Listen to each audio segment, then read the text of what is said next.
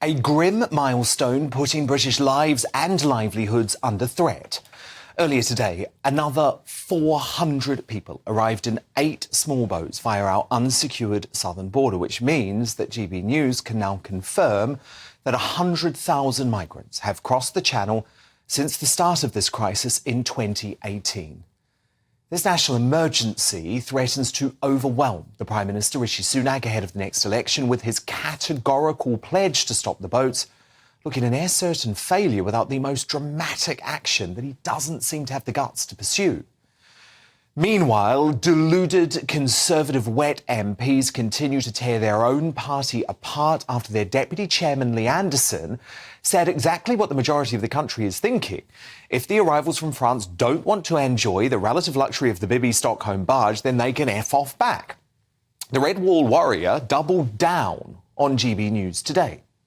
I tell you this, Martin, and many of your GB News viewers will probably agree with me on this, is I have stopped in worst accommodation in Skegness, in Blackpool, in Scarborough, in Whitby, all over the country. And did I moan? No, I went for a nice weekend or a week, had a lovely time, didn't complain to anybody. And anybody is complaining about the standard of luxury accommodation, because that's what it is in this country. I stand by my words, they should go back to where they come from.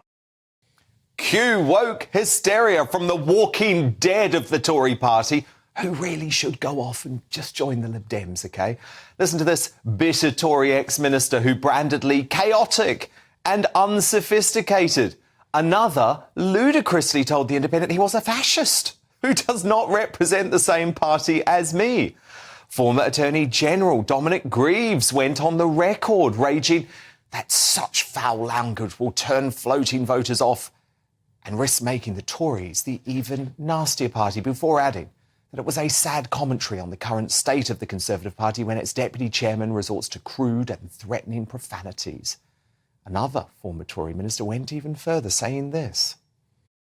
This is as big a problem for France as it is for us. How deluded are these losers? And I actually mean literal losers.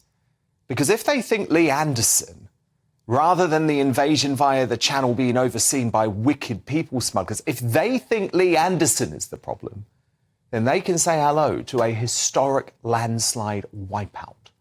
With this sort of division, the prospect of the Conservatives campaigning to leave the ECHR, as they must, seems an increasingly remote prospect.